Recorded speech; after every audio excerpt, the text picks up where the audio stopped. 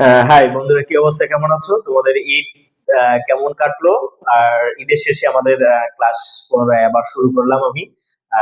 আজকে আমরা খুব গুরুত্বপূর্ণ কিছু টপিক নিয়ে আলোচনা করব, এবং আজকে পর্যবিত ধর্মের লাস্ট ক্লাস। এবং যেহেতু তোমাদের এসএসসি পরীক্ষা সামনে, তো এই অধ্যায় থেকে কিভাবে কোশ্চেন আসে এবং কোন কোন টপিক গুলো থেকে কোশ্চেন আসে, ওই সকল গুলোই নিয়ে আমরা আলোচনা করব। খুব দ্রুত তোমরা খাতা নোট নিয়ে বসে যাও, এবং ওয়েগুলো একটু দেখো, টেকনিক গুলো একটু বোঝার চেষ্টা করো। ওকে, পর্যাবৃত্ত ধর্মের আমাদের প্রায় সব টপিক শেষ বলতে এটাই আমাদের আজকে লাস্ট ক্লাস। তো এই লাস্ট ক্লাসে আমরা দেখবো শুধু সৃজনশীল গুলো কিভাবে আসে। তো এর ভিতরে আমি তোমাদের কয়েকটা হট টপিক গুলো একটু সিলেক্ট করেছি। তার ভিতরে দেখো, পর্যায় সারণীর ধর্ম বা পর্যায় সারণীর বৈশিষ্ট্য, মৌলের অবস্থান, এটাও ধরো, এটা ধরো তোমার কত 2 স্টার। মৌলের অবস্থান, এটা 3 স্টার। তারপরে ধরো পর্যায় সারণীর ব্যতিক্রম, এটা ধরো 2 স্টার। তারপরে ধরো মৌলের পর্যায়বৃত্ত ধর্ম, এটা ধরো 5 স্টার। ওকে, আর বিভিন্ন গ্রুপে অবস্থিত মৌলের বিশেষ নাম, এটা ধরো 2 স্টার। ওকে, তাহলে তোমরা বুঝতেই পারতেছো যে কিভাবে সরি তোমার ইম্পর্টেন্ট কোন আকারে সবচেয়ে বেশি। তো আমরা দেখতে পাই যে মোস্ট অফ দ্য সৃজনশীল কোশ্চেন এখান থেকে আসে, এই মৌলের পর্যাবৃত্ত ধর্ম থেকে। ওকে, এখন আসো আমি তোমাদের যদি একটু ভেঙে ভেঙে আলোচনা করি কিভাবে কোশ্চেন গুলো হয়। ধরো পর্যায় সারণীর বৈশিষ্ট্য থেকে তোমাকে দিয়ে দিবি কোশ্চেনের যে পর্যায় সারণীর বৈশিষ্ট্য লেখো বা 5টা বৈশিষ্ট্য লেখো ইত্যাদি। বা এখান থেকে এমসিকিউ আসতে পারে, যে এমসিকিউ আসবে ধরো তোমার কোনটি নিচের কোনটি মৃৎক্ষার মৌল, নিচের কোনটি হ্যালোজেন মৌল, নিচের কোনটি লবণ উৎপন্নকারী মৌল, নিচের কোনটি তোমার নিষ্ক্রিয় মৌল। তো এই তোমার বৈশিষ্ট্যগুলো জানার জন্য বা তোমার এই অ্যান্সার গুলো করার জন্য তোমাকে মাস্টলি পর্যায় সারণীর বৈশিষ্ট্যগুলো তোমাকে কমপ্লিট করতে হবে। তো পর্যায় সারণী সম্পর্কে এক্ষেত্রে 2 মার্কস এর ভিতরে একটা মোস্ট ইম্পর্টেন্ট পড়া, যেটা আমি তোমাদের বলি, পর্যায় সারণীর পর্যায় সারণীর সরি নিচে লিখি, পর্যায় সারণীর আধুনিক সূত্র, আধুনিক সূত্র, তারপর হচ্ছে ত্রয় সূত্র, অষ্টক রুল, অষ্টক সূত্র, মেন্ডেলিপের পর্যায় সারণীর সূত্র। বুঝতে পারছো? এই টপিক গুলো হচ্ছে খুব হট, মানে এখান থেকেই মোস্ট অফ দা যে তোমাদের 1 নম্বরে ক নম্বরের কোশ্চেন গুলো এখান থেকেই আসে। ওকে, এবার যদি তুমি সেকেন্ডটা দেখো একটু, পর্যায় সারণীর অবস্থান নির্ণয়, এটা মারাত্মক ভাবে ইম্পর্টেন্ট।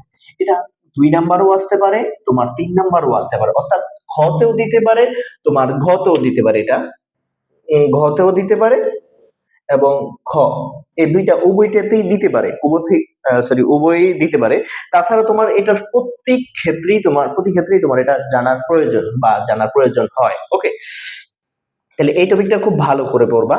ওকে, নেক্সট যেটা একটু পর্যায় সারণীর ব্যতিক্রম। এখানে পর্যায় সারণীর ব্যতিক্রম বলতে ধরো তোমার ওই যে হাইড্রোজেনের অবস্থান, হাইড্রোজেন এর অবস্থান, তারপর হচ্ছে তোমার হিলিয়ামের অবস্থান, অবস্থান ল্যান্থানাইট এন্ড অ্যাক্টিনাইট, এই সকল মৌলগুলোর যে অবস্থান ইত্যাদি, এগুলো একটু ভালো করে পড়ে নেবা। এখান থেকে 2 মার্কের কোশ্চেন আসে, বেসিক্যালি 2 মার্কের খ নাম্বারের কোশ্চেন এখান থেকে আসে। ওকে, ওকে, নেক্সট যেটা টপিক, খুবই গুরুত্বপূর্ণ একটা টপিক, মৌলের পর্যাবৃত্ত ধর্ম। তোমরা জানো তোমাদের বইতে অনেকগুলো মেবি ছয়টা মৌলের পর্যাবৃত্ত ধর্ম দেওয়া আছে। আমার তোমাদের কাছে একটা রিকোয়েস্ট থাকবে, এই ধর্মগুলো খুবই ইম্পর্টেন্ট, এখান থেকে মাস্টলি সৃজনশীল কোশ্চেন আসে। বুঝতে পারছো? এর ভিতরে যেমন ধরো কি কি আছে, আয়নীকরণ শক্তি, তারপর হচ্ছে ইলেকট্রন আসক্তি, তারপর হচ্ছে তড়িৎ ঋণাত্মকতা, তড়িৎ ঋণাত্মকতা, তারপরে আছে কি তোমার ধাতব ধর্ম, অধাতব ধর্ম, তব ধর্ম। আর মোস্ট ইম্পর্টেন্ট তারপরে এদের আয়নিক ব্যাসার্ধ বা ব্যাসার্ধ বা কি বলে এটাকে, উম মৌল সমূহের ব্যাসার্ধ। এখান থেকে ধরো এই কোশ্চেন এই অধ্যায় থেকে যদি আসে তাহলে এখান থেকে মাস্কে একটা কোশ্চেন মাস্কে আসবে। ওকে, আরেকটা হচ্ছে বিভিন্ন গ্রুপ অবস্থিত মৌলগুলোর বিশেষ নাম। তোমরা বিশেষ নামগুলো অবশ্যই এখন আই হোপ জানো।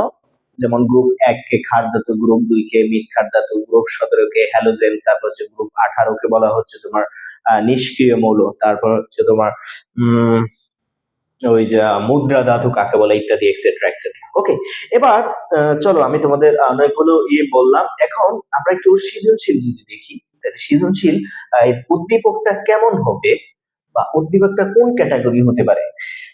ওকে, এখন উদ্দীপকের মোস্ট অফ দা ইয়েতে থাকবে হচ্ছে পিরিয়ডিক টেবিল তোমাকে দেওয়া থাকবে। ওকে, পিরিয়ডিক টেবিল তোমাকে দেওয়া থাকবে। ধরো পিরিয়ডিক টেবিল তোমাকে দেওয়া আছে। এখন পিরিয়ডিক টেবিল বলতে তোমাকে যে উদ্দীপকে যে পিরিয়ডিক টেবিলটা দেবে সেটা তোমার বইয়ের যে পিরিয়ডিক টেবিল সেই টেবিলটা না, এটা আলাদা ভাবে ধরো এরকম একটা টেবিল দেওয়া থাকলো, এখানে X Y Z Q W, এই পিরিয়ডিক টেবিল তোমাকে দেওয়া আছে। এখন কোশ্চেন করলো মৌল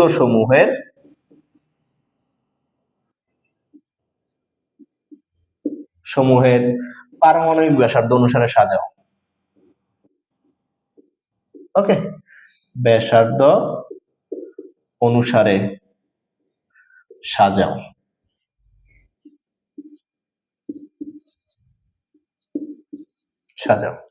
ওকে, তারপরে কোশ্চেন আসতে পারে যে এদের মৌলগুলোর আয়নীকরণ ব্যাসার্ধ অনুসারে সাজাও। হোয়াটএভার, এখানে অনেকগুলো হইতে পারে। আয়নীকরণ ব্যাসার্ধ অনুসারে সাজাও, ইলেকট্রন আসক্তি ব্যাখ্যা করো, তড়িৎ ঋণাত্মকতা ব্যাখ্যা করো, ধাতব ধর্ম ব্যাখ্যা করো, অধাতব ধর্ম ব্যাখ্যা করো। একটা জিনিস মনে রাখবা, পর্যাবৃত্ত ধর্ম থেকে যেখান থেকে কোর্সে আসুক না কেন, হুইচ টপিক, যেই টপিকে আসুক না কেন, ডাজ নট ম্যাটার, বাট তুমি প্রথম দিকে নির্ণয় করবো হচ্ছে মৌলসমূহের যে সাইজ, তাদের যে পারমাণবিক সাইজ সেটা নির্ণয় করবা। তো সেটা নির্ণয় করার সবচেয়ে সুন্দর একটা টেকনিক হচ্ছে, যদিও আমি পূর্বে আলোচনা করেছিলাম, তোমাকে যে পিরিয়ডিক টেবিলটা দিবে সবার নিচে এবং উপরে দুইটা জিনিস তুমি আইডেন্টিফাই করবা। নিচে কারা আছে, নিচে দুইটা মৌল আছে, এখানে এক্স এবং ওয়াই। উপরে কে আছে, উপরে একটা মৌল আছে। ওকে, মনে রাখবা সবার নিচে যারা থাকে তারাই ওই পিরিয়ডিক টেবিলের সবচেয়ে বড় মৌলগুলা, সবার উপরে যে আছে সেই হচ্ছে, সবার উপরে যারা থাকে তারাই হচ্ছে ওই পিরিয়ডিক টেবিলের সবচেয়ে ছোট মৌলগুলা। এখন নিচে যদি দুইটা এরকম বড় মৌল থাকে তাহলে কি করবা, সবার বাম পাশে যে মৌলটা সেটা হবে হচ্ছে সবার বড়, তাহলে সবার বড়। ওকে, তারপরে হচ্ছে তার স্থান। ক্লিয়ার? সেম প্রসেসে যেহেতু এ বড় তাহলে এ তার থেকে ছোট, তাহলে এক্স সবার বড়, তার থেকে ছোট হচ্ছে ওয়াই। ওকে, এখন এই দুইজনের গেল, ফাইন। এবার আসো পরবর্তী ধাপে। পরবর্তী দেখো এখানেও কিন্তু দুইটা মৌল, তো দুইটা মৌল হলে এই দুইজনের ডান পাশে যে আছে সে হচ্ছে কি সবার ছোট, আর এ হচ্ছে এই দুইজনের ভিতরে বড়। ওকে, তাহলে এর থেকে ছোট হচ্ছে এ, তাহলে হচ্ছে কে ডব্লিউ, নাকি? তাহলে ডব্লিউ থেকে ছোট কে কিউ, কিউ থেকে ছোট কে, কিউ থেকে ছোট হচ্ছে জেড। ওকে, ক্লিয়ার? এইভাবে তুমি প্রথমেই সাইজ নির্ণয় করে ফেলবা। এখন সাইজ নির্ণয় করার কারণটা হচ্ছে কি, তুমি সাইজ যদি নির্ণয় করে ফেলতে পারো তাহলে তোমার যে কোনো কোশ্চেন তোমার অ্যান্সার করা খুব সহজ হবে। যেমন তোমাকে জিজ্ঞাসা করলো যে এখন আয়নীকরণ শক্তি ব্যাখ্যা করো, এই ওটার ভিতরে এখন আয়নীকরণের সাথে সাইজের একটা সম্পর্ক আছে। তোমরা জানো যে আয়নীকরণ শক্তি যদি সাইজ কমতে থাকে তাহলে আয়নীকরণ শক্তি বাড়তে থাকে। তাহলে এদিক থেকে এদিকে এটার সাইজ কম, এটার তার থেকে একটু বেশি, তার থেকে একটু বেশি, তাহলে তার মানে উল্টাটা, মানে সাইজ এদিকে বড়, তাহলে আয়নীকরণ শক্তি বাড়তে থাকবে কোন দিকে, এদিক থেকে এদিকে আয়নীকরণ শক্তি বাড়তে থাকবে।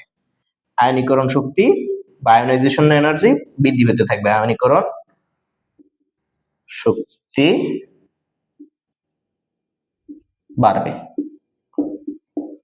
বুঝতে পারছি? অর্থাৎ সাইজ ছোট হওয়ার সাথে সাথে কি হবে, আয়নীকরণ শক্তি বাড়তে থাকবে। কেন বাড়তে থাকে? ওই যে নিউক্লিয়াস থেকে এবং বাহিরের ইলেকট্রন মধ্যবর্তী দূরত্ব তা দিয়ে ব্যাখ্যা করবা। নেক্সট, ইলেকট্রন আসক্তি। সেম প্রসেস, একদম সেম। ইলেকট্রন আসক্তি কি? সাইজ বৃদ্ধির সাথে সাথে ইলেকট্রন আসক্তি কমে যায়, সাইজ হ্রাসের সাথে সাথে ইলেকট্রন আসক্তি বৃদ্ধি পায়। তাহলে আয়নীকরণ শক্তি, তারপর হচ্ছে কি ইলেকট্রন আসক্তি তাও কি হয়, সাইজ কমলে বৃদ্ধি পায়। কেন বৃদ্ধি পায়? কারণ নিউক্লিয়াস থেকে বাহিরের যে রেডিয়াস তার মধ্যবর্তী যে দূরত্ব সেটা কমে যায়, যার ফলে কি করে নিউক্লিয়াসটা বাহিরের ইলেকট্রনকে খুব শক্তভাবে অ্যাট্রাক্ট করতে পারে, আকর্ষণ করতে পারে। তড়িৎ ঋণাত্মকতা, এটাও সেম। তড়িৎ ঋণাত্মকতা আমরা পড়েছি লাস্ট ক্লাসে। তারপরে ধাতব ধর্ম, একই সেম, একই। অধাতব ধর্ম, অধাতব ধর্মের ক্ষেত্রে একটু খেয়াল করো। ধাতব ধর্ম। ধাতব ধর্ম কি? ধাতব ধর্ম আমরা জানি যে যেই মৌলটা ইলেকট্রন তাড়াতাড়ি ছেড়ে দিতে পারে সেটা হচ্ছে তার ধাতব ধর্ম তত বেশি। তাহলে সাইজ বড় মানে কি, তার ইলেকট্রন সে দ্রুত ছেড়ে দিতে পারবে। দ্যাট মিন্স কি, ছোট থেকে বড়র দিকে আসলে তার ধাতব ধর্ম বৃদ্ধি পাবে, ধাতব ধর্ম বৃদ্ধি পাবে, বৃদ্ধি পাবে। বুঝতে পারছি? সেম ভাবে অধাতব ধর্ম, তাহলে বড় থেকে ছোট দিকে গেলে হ্রাস পাবে। এবার আসা হচ্ছে মৌলসমূহের সাইজ। মৌলসমূহের সাইজ তো অলরেডি নির্ণয় করে ফেললাম। তো এই ছিল হচ্ছে আমাদের সৃজনশীল কিভাবে আসে বা কোশ্চেন কিভাবে হবে, সেটা আর কি। খুব গুরুত্বপূর্ণ কি বলে আমাদের টপিক গুলো আমি লিখে দিয়েছি। আশা করি এই অধ্যায় থেকে তোমাদের আর কোনো ধরনের কোনো সমস্যা হওয়ার কথা না। ওকে, ইনশাল্লাহ আই হোপ যদি তোমরা চেষ্টা করো তাহলে ভালো কিছু করবা। আর চেষ্টার কোনো বিকল্প নাই, চেষ্টা করতে থাকো। আর যদি চেষ্টা করো, মনে রাখবা, যদি কষ্ট করো, নিজে যদি পরিশ্রম করো, তাহলে সৃষ্টিকর্তা তোমাকে তার ফল দিবেই, অবশ্যই দিবে। তো চেষ্টা করো, চেষ্টা কখনো ছেড়ে দিও না। ওকে, থ্যাংক ইউ।